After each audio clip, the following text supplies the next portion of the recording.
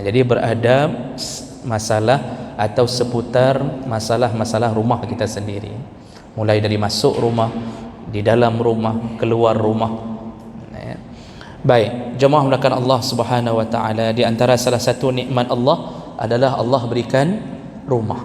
Itu salah satu nikmat Allah. Allah izinkan kita membuat rumah di dunia, dan bagi mereka yang berhasil melalui ujian dunia, Allah siapkan rumah di akhirat. Kalau rumah di dunia perlu modal harta, perlu modal pikir. Jadi untuk membuat rumah di dunia perlu pikir, untuk membuat rumah di surga perlu zikir. Bedanya begitu Bapak Ibu melakukan Allah.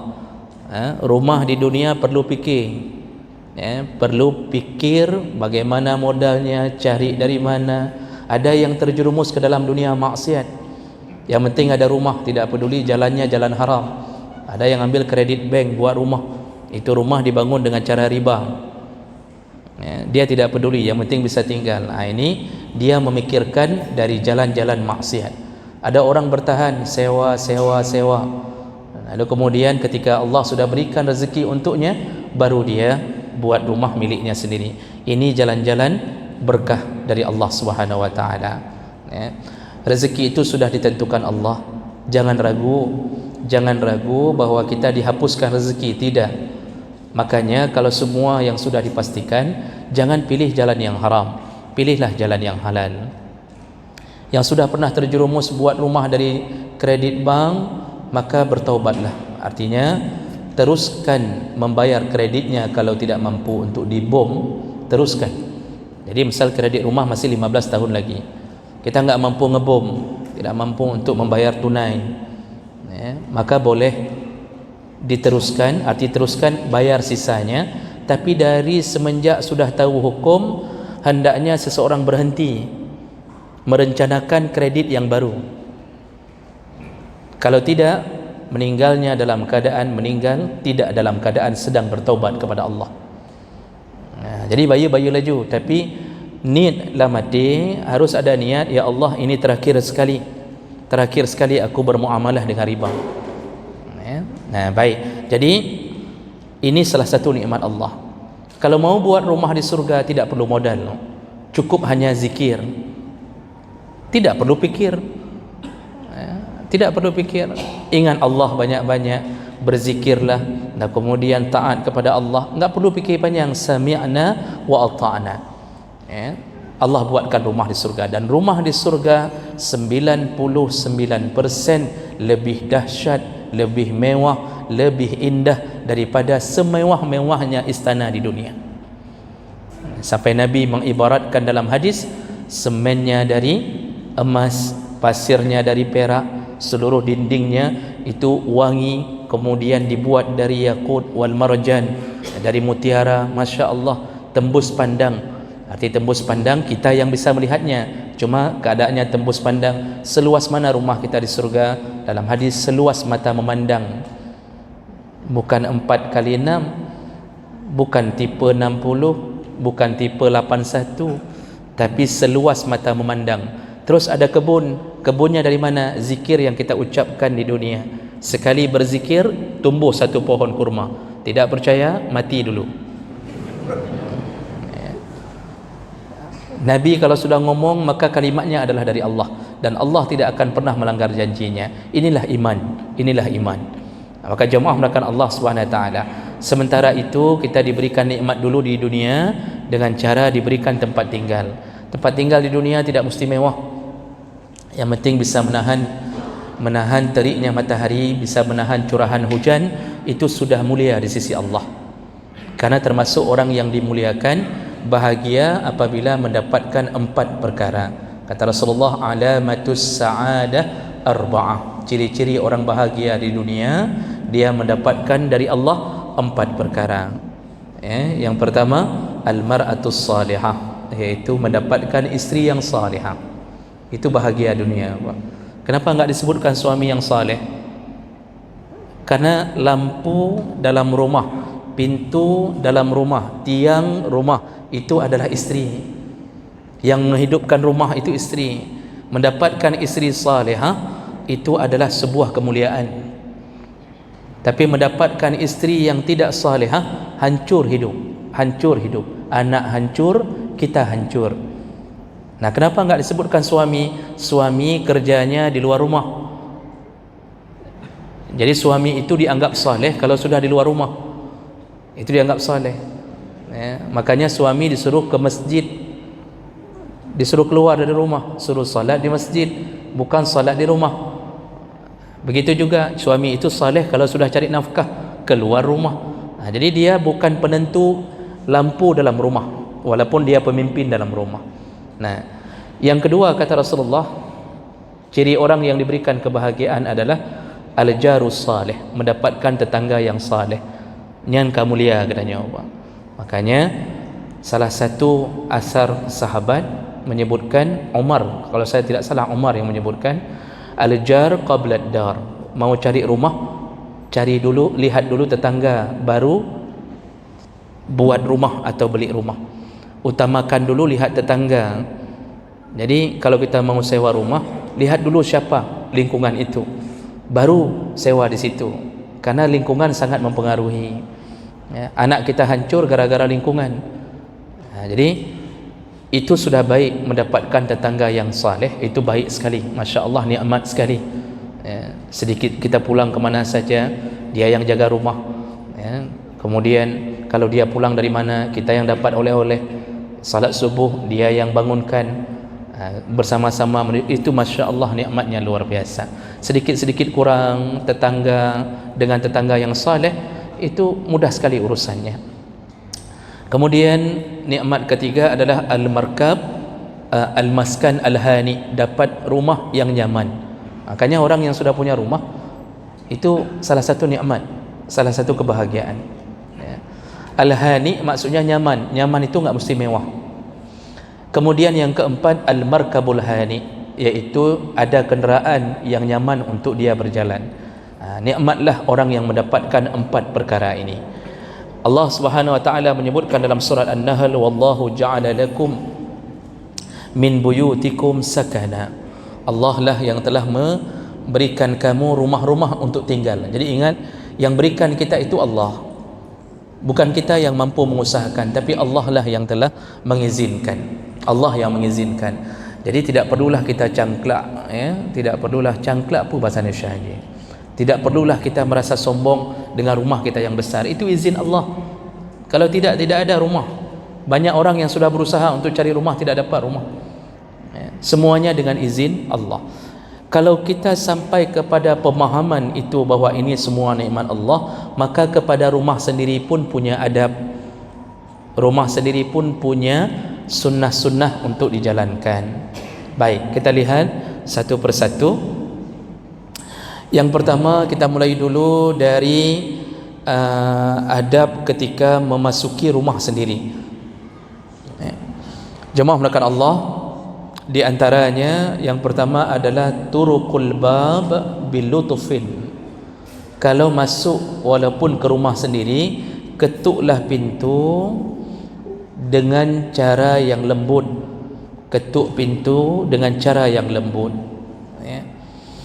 Jadi jangan membuat rasa efek kejut pada orang di dalam rumah dengan ketukan-ketukan yang menyakitkan.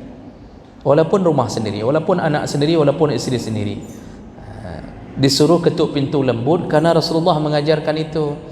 Kata sahabat dalam satu hadis, Rasulullah itu kalau mengunjungi atau ke rumah sendiri, dia ketuk pintu dengan ujung kukunya. Dia ketuk pintu dengan ujung kuku.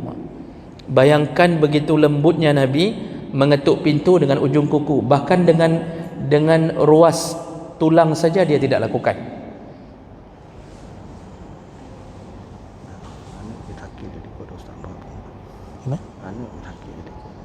Jadi, oh, silakan. Assalamualaikum warahmatullahi wabarakatuh. Para jamaah yang merasa ada anak perempuan lagi sakit di belakang di depan orang perempuan, mohon kepada orang tuanya dapat maafsi. Assalamualaikum warahmatullahi wabarakatuh. Ya, baik, kepada bapak yang punya anak perempuan di belakang mungkin sedang sakit, silakan dilihat ke belakang dulu, mungkin membutuhkan orang tuanya. Ya, mudah-mudahan Allah sembuhkan. Baik, Bapak Ibu yang dimuliakan Allah, ya, jadi ketuk pintu di rumah sendiri pun disuruh dengan cara yang lembut, ya. Nah, kemudian yang kedua, isy'ar ahlil baiti bid-dukhul. Ketika mau masuk ke dalam rumah, sebelum ketuk pintu, maka berikanlah isyarat bahawa kita datang. Ini berguna agar orang rumah siap-siap dan orang rumah tidak terlalu terkejut dengan datangnya orang tuanya atau salah satu penghuni rumah tersebut. Itu bisa dengan cara wazalika bin nahnahah, boleh dengan berdeham-deham, sebelum masuk rumah deham-deham, au biturukil ardi birijlai, atau dengan berjalan dengan hentakan kaki di depan rumah, biar dia tahu sudah ada orang yang datang, ya, ke rumah. Hatta la yufaja'u bihi fayarta'u, sehingga orang rumah tidak terkejut dengan tiba-tibanya datang orang tersebut. Kalau sekarang boleh dengan klakson, ya, klakson mobil atau klakson motor. Biasanya anak bunyi motor kita atau istri bunyi suara motor kita pun ditandainya, karena dalam komplek itu yang paling buruk suaranya motor kita. Kok buruk tu, maka dia langsung ditandainya, ya. Jadi itu termasuk hal yang dianjurkan, ya, untuk membuat tidak terperanjatnya orang-orang dalam rumah.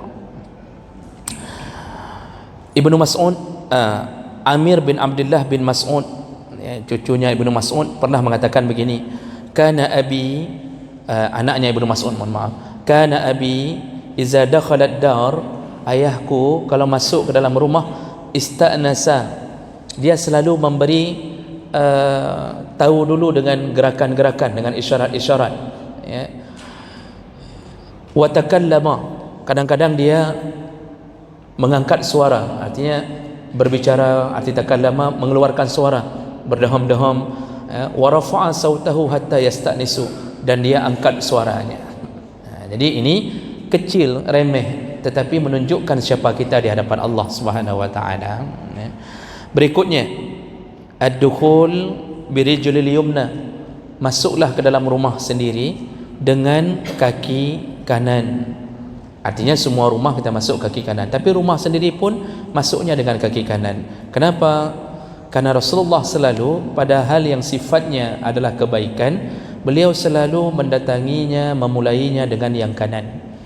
Rasulullah itu suka bertayamun, berkanan-kanan pada perkara-perkara yang baik, ya. Maka masuk rumah pun itu tetap dengan kaki kanan, ya.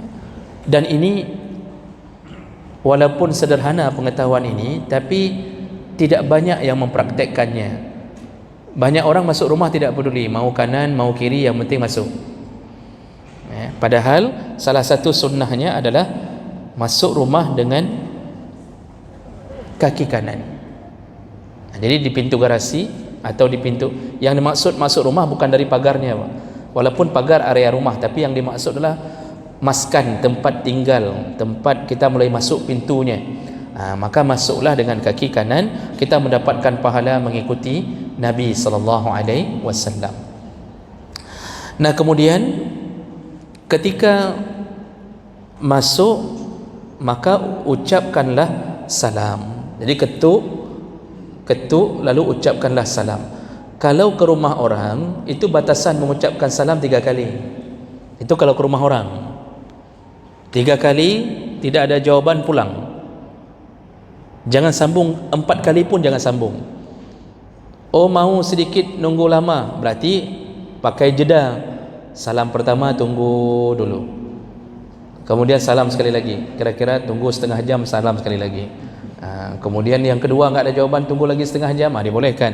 Tapi 3 kali salam tidak ada jawaban, apa kata Allah? Farji'u, pulanglah, nanti datang di waktu yang lain. Itu ada kemungkinan 2. Bisa jadi yang punya rumah istirahat, ya, dia istirahat, dia tidak menyadari ada orang datang, Atau yang kedua, bisa jadi yang punya rumah tahu, sadar ada orang datang, tapi di waktu yang tidak tepat kita datang, sehingga dia tidak mau membesarkan jawaban salamnya, dan itu hak punya rumah, bukan hak kita. Jadi enggak ada hak kita mengatakan cukup embung urang nah. Sombong kali orangnya. Ada 3 kali kita beri salam, sandalnya ada di depan, mobil ada, Honda, dia ada di dalam. Sok sekali. Itu bukan hak kita. Yang berhak yang punya rumah. Kita yang harus jaga adab kepada yang punya rumah, bukan yang punya rumah harus menjaga-jaga kita, menghormat-hormat kita. Kita yang harus hormat kepada yang punya rumah. Jadi kalau ke rumah orang 3 kali, kalau ke rumah sendiri tidak dibatasi 3 kali. Jadi jangan sampai sudah 3 kali bapak pulang, kau kena wala punya rumah draw tu. Assalamualaikum, nak buka pintu. Assalamualaikum, enggak ada. Dia pulang. Mau ke mana lagi? Mau tidur dan menasah? Jadi yang 3 kali itu kemana? Ke rumah orang. Kalau ke rumah sendiri tidak ada batasan. Disuruh ucapkan salam setelah mengetuk pintu dengan lembut. Nah, Allah Subhanahu wa taala itu menyebutkan fa iza dakhalatum buyutan fasallimu ala anfusikum tahiyatan min indillah mubarakatan thayyibah. Ya, kalau engkau masuk ke dalam rumah, bahkan rumahmu sendiri, ucapkanlah salam yang diberkahi dan yang baik dari Allah Subhanahu wa taala. Jadi Allah juga mengatakan dengan rumah sendiri pun disuruh ucapkan salam dalam surat Nur ayat 61 ini.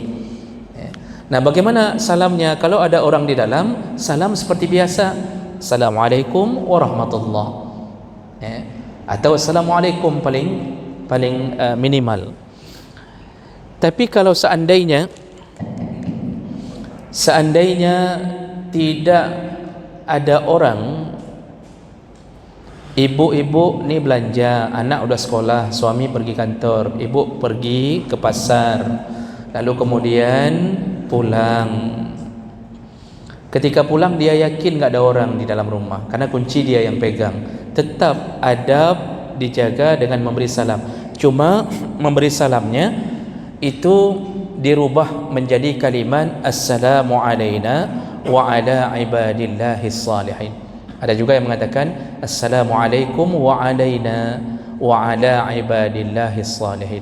Ini dicantumkan oleh Abu Bakar Asy-Syattaq